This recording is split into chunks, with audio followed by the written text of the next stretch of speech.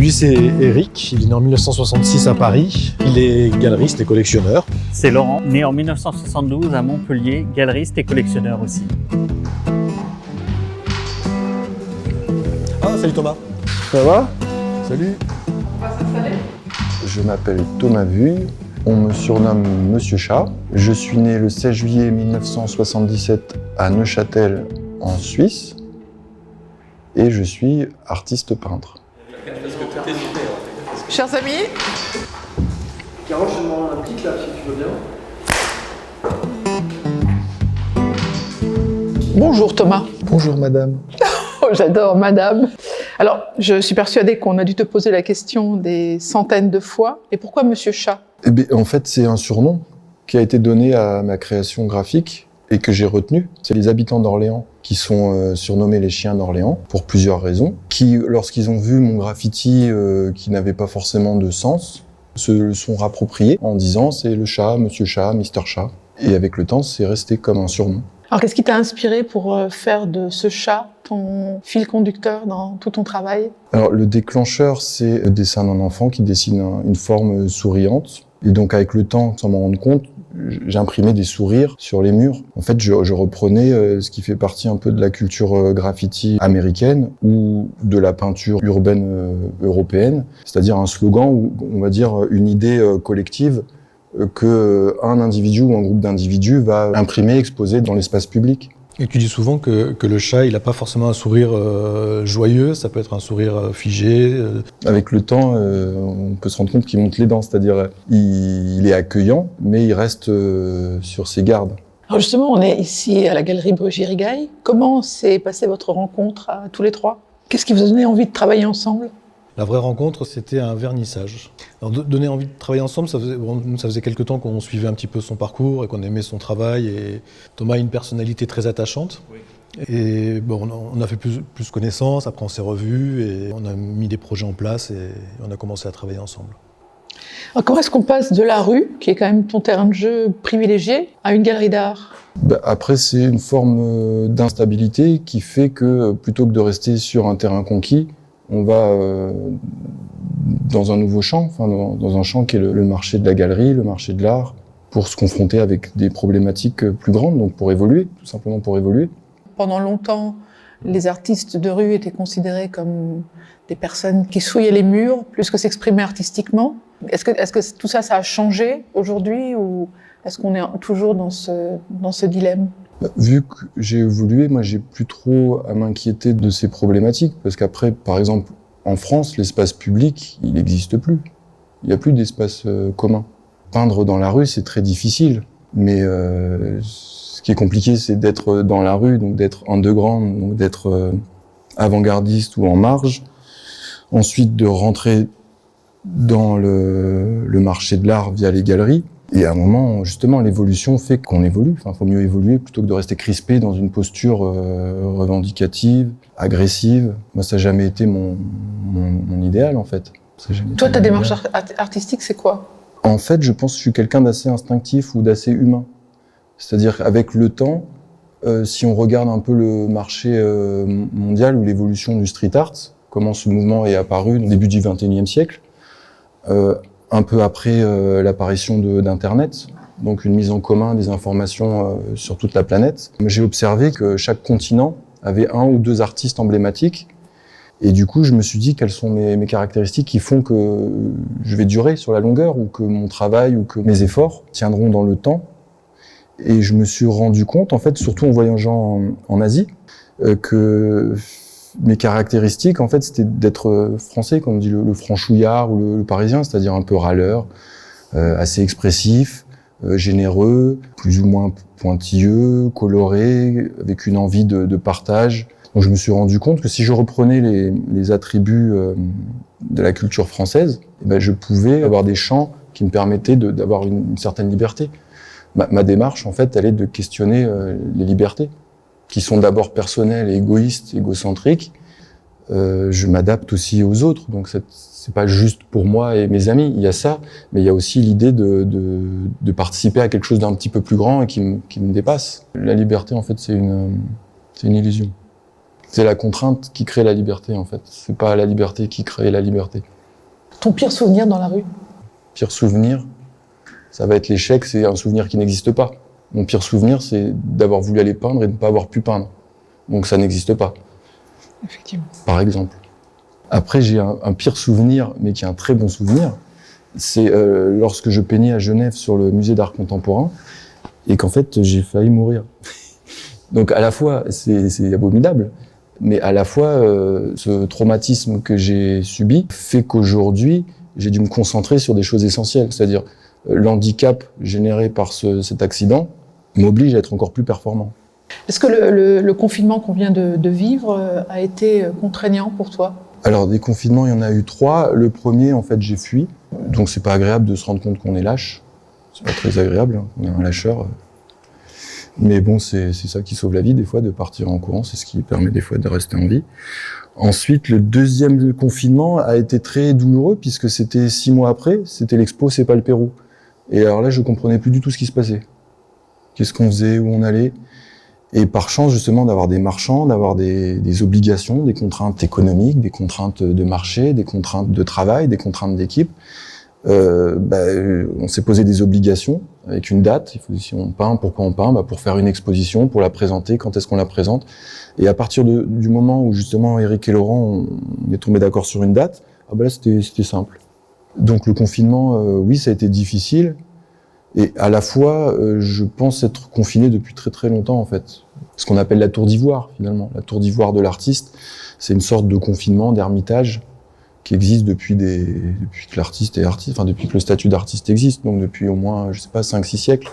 Et après, ce qui est inquiétant aussi, c'est que maintenant, finalement, inquiétant et rassurant, tout le monde est confronté à cet isolement, à cette mise à l'écart, à ce confinement. Donc potentiellement, tout le monde peut devenir artiste. Puisque tout le monde est bloqué, et avec ses contraintes, doit faire quelque chose de positif de sa contrainte et de cet emprisonnement ou de cette privation de liberté. Alors justement, c'est quoi être un artiste? Du point de vue de l'artiste et du point de vue des galeristes. Alors en France, c'est pas dur. Un artiste, c'est quelqu'un qui cotise à la Maison des Artistes. Donc dès qu'on cotise à la Maison des Artistes, on a un artiste. Alors après, il y a plein d'artistes. Il y a les artistes du dimanche, il y a les amateurs d'art, enfin il y a plein de... La famille artistique, elle est très grande, et c'est ça justement qu'il n'y a pas de définition. Après, il y a une histoire du statut d'artiste en Occident. À partir de quel moment on a reconnu des individualités comme artistes et non pour génie d'inspiration divine. Il y a une création aussi. Il y a une démarche. Il y a un message que, pour moi, l'artiste veut faire passer. Pour moi, un artiste, c'est pas quelqu'un qui va mettre des jolies couleurs ensemble pour faire joli, pour que ça aille bien à la maison. C'est une idée. C'est une idée, c'est une réflexion. Et c'est ça qui va retranscrire, que le collectionneur ou le visiteur va percevoir, peut-être à sa manière aussi, et qui, à sa façon, réfléchit aussi sur qu'est-ce qu'il a voulu dire, comment je le perçois. Et c'est tout ça pour moi un artiste. Et qui va être aussi un témoin de son époque. C'est l'artiste qui va chercher au plus profond tout ce qu'il y a de plus bas ou tout ce qu'il y a de plus beau dans la période dans laquelle il vit, et qui va réussir à le retranscrire sur toile, en sculpture, ou en musique. Pour moi, c'est comme ça que je perçois l'artiste. Alors ton travail évolue aujourd'hui vers d'autres choses que juste la peinture. C'est une nouvelle étape dans ton travail? Une nouvelle vie pour Monsieur Chat? Oui, c'est des nouveaux moyens. En plus, la sculpture, c'est un petit peu compliqué, puisqu'on sait qu'on arrive à des limites de ressources, et qu'en même temps, la sculpture demande de la matière première, en fait. C'est une autre réalité, c'est plus en 2D, en fait. Là, il est pas vivant, mais la sculpture, ça me sort du monde plat de la peinture. C'est une autre illusion, en fait. C'est une illusion, mais avec plusieurs points de vue. Il y a une vision globale dans la sculpture qui va avec la période globale dans laquelle on est actuellement. Est-ce que tu envisagerais une collaboration avec un autre artiste? Forcément un aîné, quelqu'un qui a plus d'âge. J'aimerais retravailler par exemple avec Jacques Villéglet. J'aimerais retravailler avec Chris Marker. Mais il y en aura forcément d'autres. Quel est ton musée préféré et pourquoi? Il y en a plein, je peux tous les lister, tous sont formidables. Ce serait le musée d'Orsay parce que c'était l'ancienne gare d'Orléans, et parce qu'à l'intérieur il y a la peinture impressionniste, et parce que jusqu'à présent, c'était une peinture que je ne connaissais pas. La peinture impressionniste, pour moi, c'était une peinture avec des impressions, des sensations. Et la peinture que je faisais était assez froide, était plutôt du marquage, était une forme d'art marketing. Et dans l'impressionnisme, c'est tout l'inverse. C'est vraiment la sensation, et avec peu de moyens ou avec un moyen simple, faire quelque chose et essayer de révolutionner le patrimoine.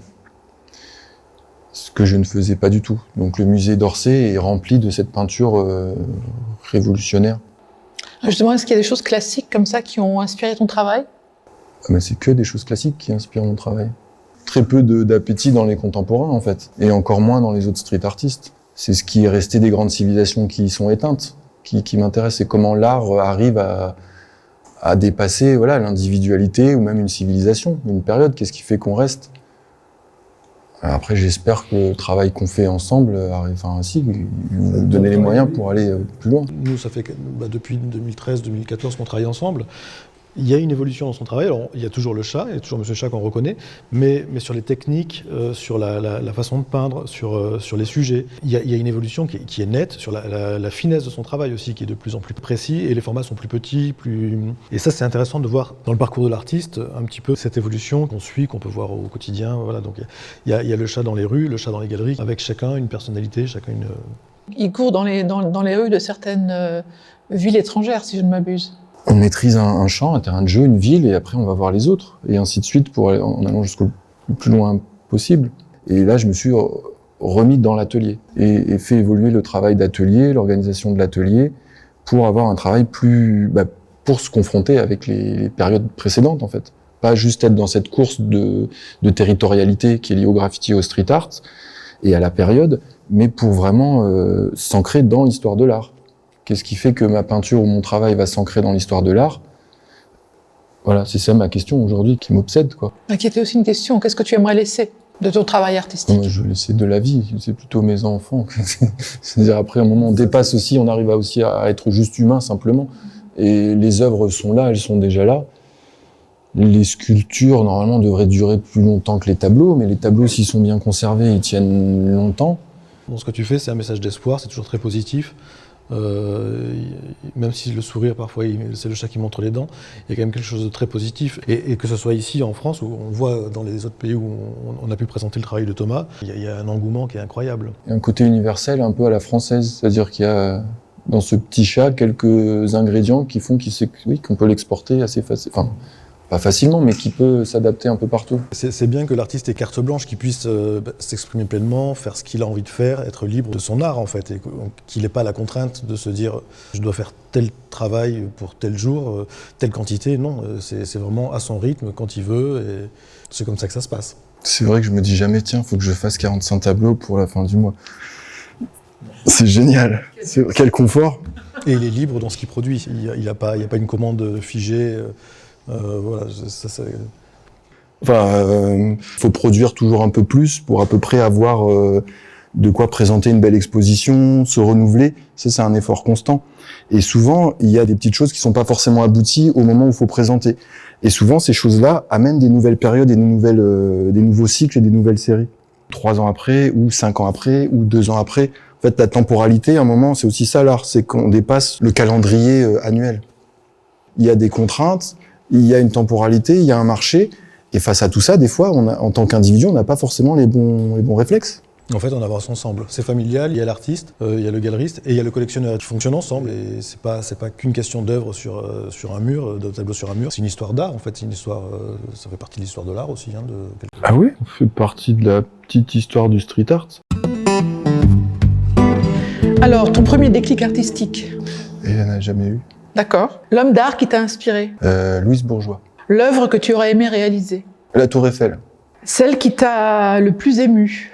À la fois, par exemple, l'origine du monde et la colonne de Turenne, place Vendôme. Quelle qualité est nécessaire pour être un bon artiste? Ou artiste tout court? D'être mondain, faut être mondain aujourd'hui. Le secret d'une œuvre parfaite, si elle existe? Je ne suis pas une œuvre, donc j'ai pas de secret à vous révéler. Ta drogue favorite? L'amour. Plutôt Facebook, TikTok, Snapchat ou Instagram? J'essaye de sortir de cette addiction. Si Dieu existait, est-ce que tu lui demanderais de poser avec Monsieur Chat? Est-ce qu'il n'existe pas? L'image ou l'œuvre qui représente l'état actuel du monde? Une illustration de Dürer sur l'Apocalypse selon Saint Jean. Merci. Enchanté.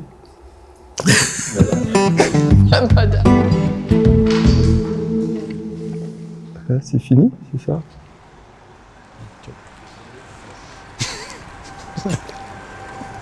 Salut Thomas, ciao.